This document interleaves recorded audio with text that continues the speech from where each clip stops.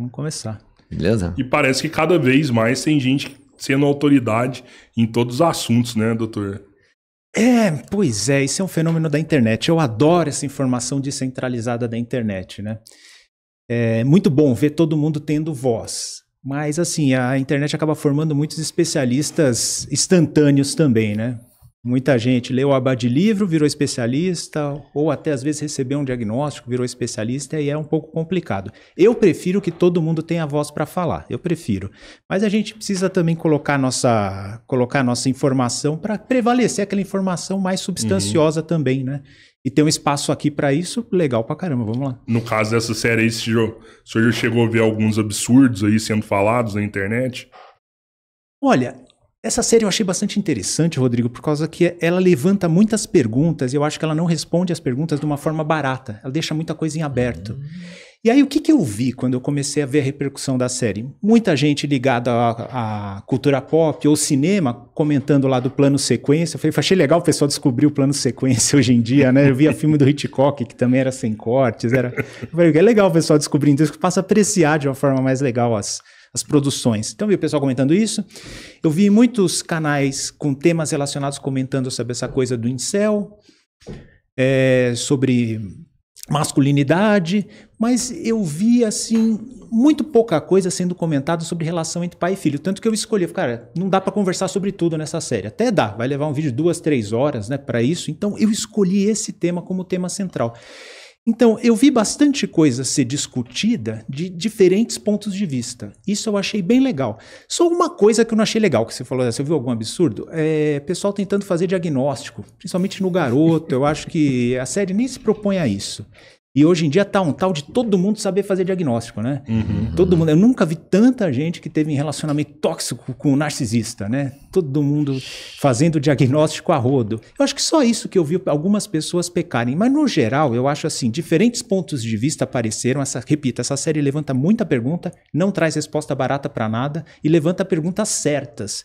Então, eu achei muito legal esses vários pontos de vista. Eu acho que o mais importante nuclear nessa série é, sem dúvida, a relação entre pais e filhos. Isso permeia toda a história e, na vida real, é o que mais importa também. Por isso que eu foquei a minha análise nisso quando eu fiz o vídeo, né? A relação de pais e filhos, porque ali no primeiro instante, o final conclui dessa forma também, a gente tem um homicídio, um assassinato brutal por uma criança de 13 anos. Isso é derivação de uma criação da relação entre pais e filhos, o que acontece ali? Olha, não é tão simples. Um desfecho desse, obviamente, não é tão simples. E mesmo que a gente tenha à mão todas as variáveis para avaliar isso, o imponderável também pode acontecer. Né? Quando fala criação entre pais e filhos, alguém que parte do princípio que esse é o único fator, ou que é determinante, a irmã dele é uma figura docíssima. Né? E teve os mesmos pais. Verdade. Tem até uma frase bem legal no finalzinho que o pai pergunta, tipo assim, como a gente fez isso? Que é perfeita, forte, sadia, né?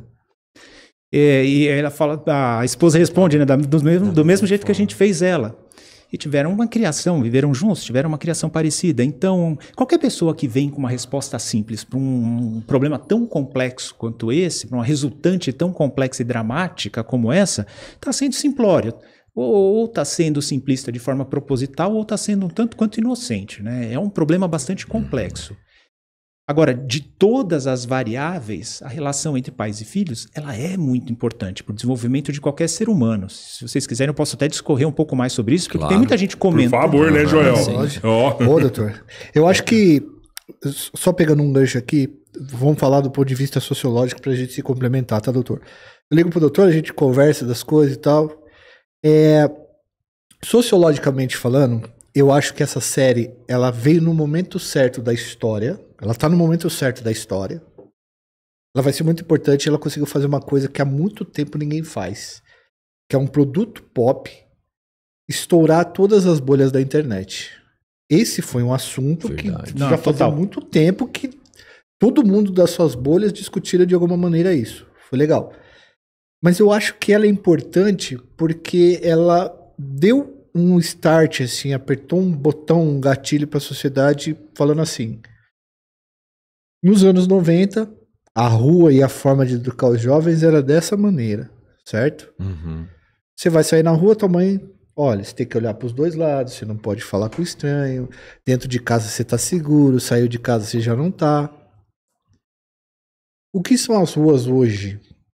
Como esses adolescentes são educados hoje? A gente está perdido da forma de educar os nossos adolescentes também, porque eles tem um mundo dentro do celular que às vezes o pai não acessa. Então a adolescência, ela chegou para mostrar pra gente, essa série, uma reflexão. Como a gente está criando as nossas crianças? Qual é a relação pai e filho? Como essa relação está sendo intermediada pelo quê? De que forma? Eu conheço meu filho? Eu sei o que meu filho está fazendo? Eu entendo como está a saúde mental do meu filho? Todos nós aqui já fomos adolescentes. Você acha que se no nosso período de 12, 13 anos desse um celular na nossa mão, sem uma verificação, uma vigilância, ia dar um BO? Que isso. Era com Entendeu? seu cão com o celular na mão. Exatamente. Então, Já era sem? É a oportunidade de a gente debater esse período entre a infância e a vida adulta e que as crianças estão se desenvolvendo nesse mundo aqui. Verdade. Esse ponto que ele levantou, achei interessante, porque eu acho que eu posso colocar todo mundo no mesmo balaio aqui, que a gente cresceu brincando na rua, por exemplo. Uhum. As influências que a gente tinha e as pessoas sobre as quais a gente exercia influência nesse desenvolvimento, nessa troca que as crianças têm brincando, estavam ali, quem estava ao alcance da mão e dos olhos. O pessoal da rua, o pessoal do bairro que se encontrava, jogava a bola rua de baixo contra a rua de cima, e era isso. E foi o jeito que os nossos pais cresceram. Eles cresceram também brincando na rua, cresceram brincando no abraço, e nossos avós também. Então, de um certo ponto de vista, a nossa infância foi parecida com a deles do ponto de vista de relação. Perfeito. Só que isso agora, houve uma...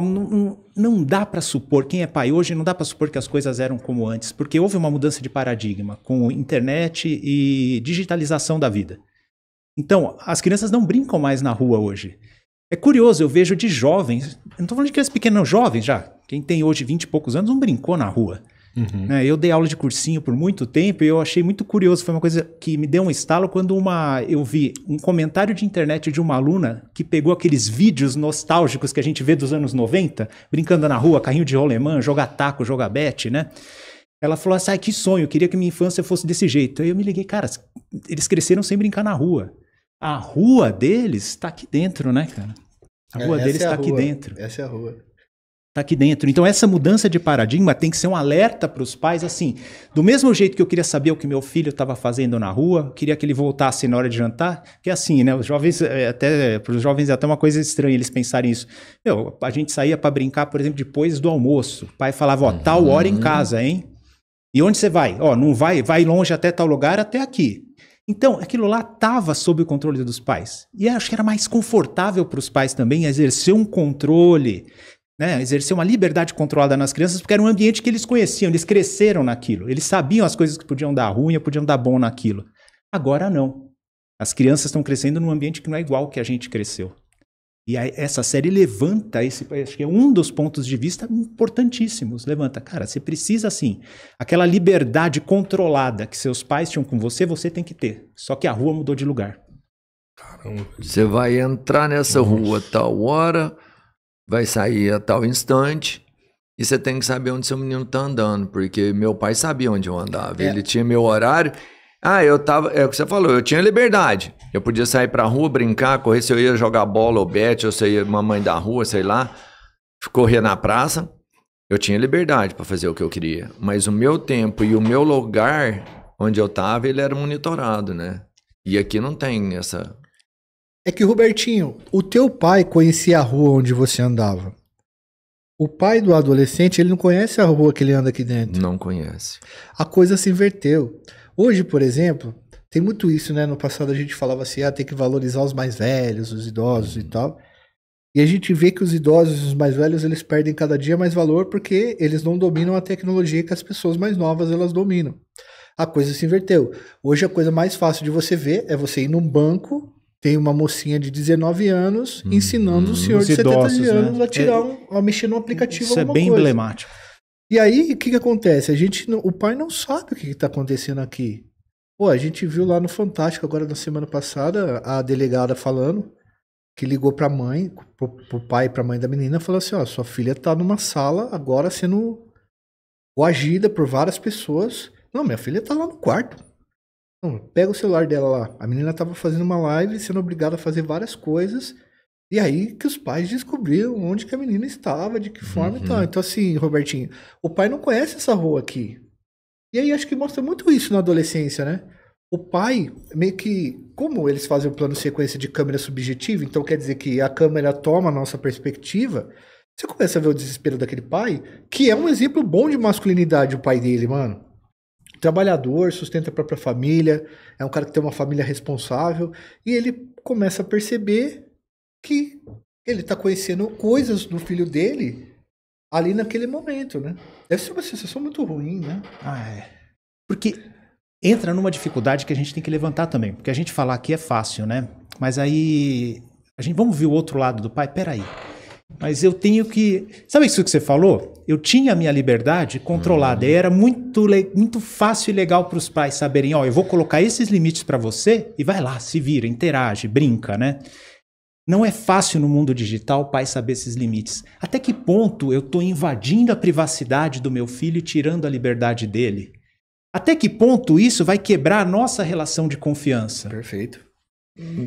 Agora, eu não posso deixar solto também, pelo amor de Deus. Mas o menino, ele precisa dessa liberdade? Menino, o que você diz? A criança. Pois é. Eu acho que isso aí, de acordo... O pai tem que viver o desenvolvimento da criança, do pré-adolescente para o adolescente.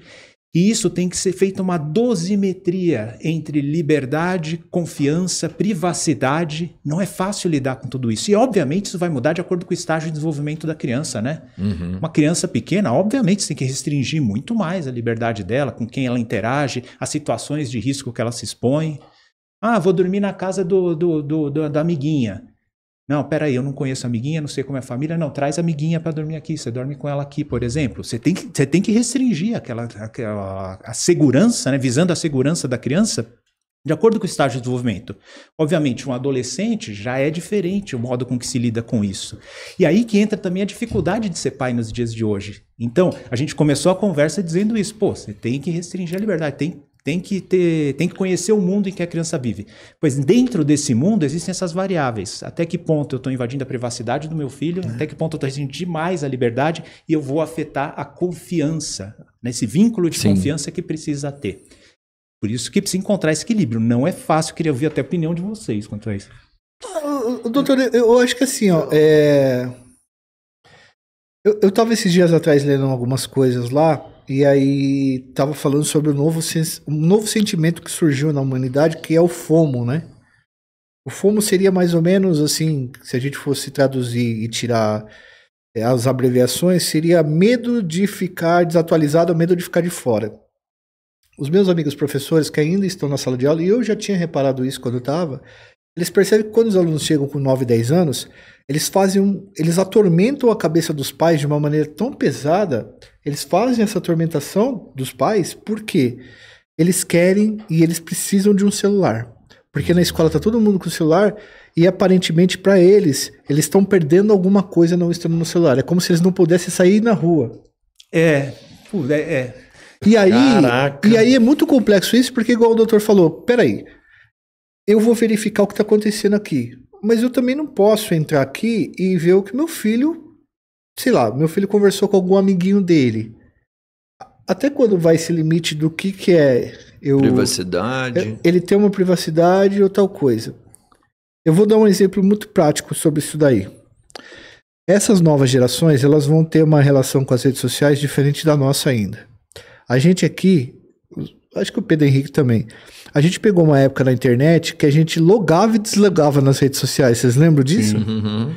Hoje a gente não desloga mais. Hoje você tá interagindo o tempo todo. Se você não tá, tua imagem tá.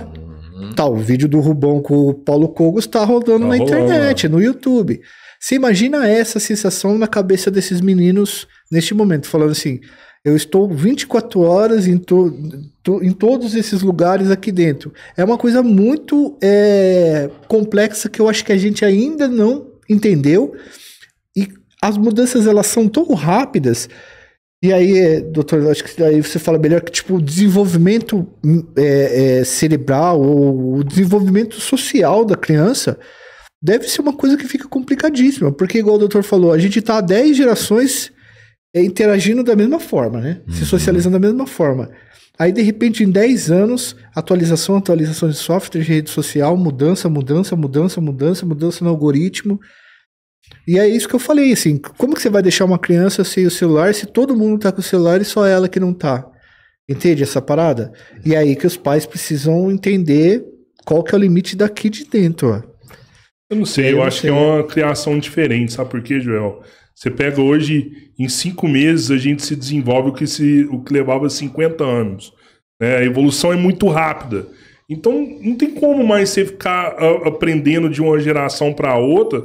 E eu tenho muito na minha cabeça dentro de casa que isso me leva a ter uma vigilância full time, assim, em cima do que os meus filhos estão fazendo. Talvez eu até estou conduzindo a criação deles de forma errada, mas eu realmente sou o pai que quero olhar tudo que está acontecendo no celular. Como que você faz Você isso? não conversas... Essa privacidade lá, ela não tem uma prioridade dentro dos seus parâmetros. Assim, né? Eu sei que a privacidade eu dele sei não que passa. A privacidade ela tem que existir, Sim.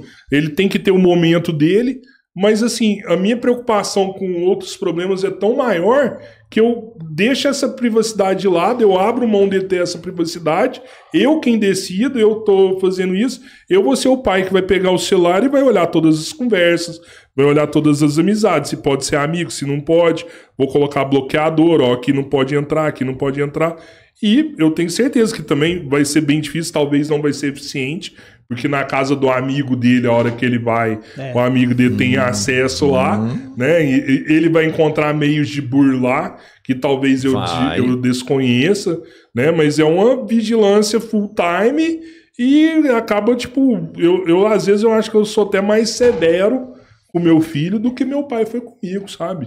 Eu acabo me impondo mais do que meu pai foi comigo com toda essa preocupação da criação dele. Rodrigo, acho que esse é o ponto. Esse é o ponto que os pais têm que se atentar. Você está tentando encontrar o teu equilíbrio e você acha que pode estar sendo até um pouco rígido. Mas tem pais que estão totalmente fora dessa discussão. Então eu acho ótimo que você esteja pensando isso. Se tivesse um outro pai aqui que falasse que é um pouquinho mais liberal, ok, mas está preocupado a isso. O problema é que muitos pais não estão preocupados a isso. Eles esquecem que a gente faz parte, acho que a gente pode colocar, de uma geração bilíngue.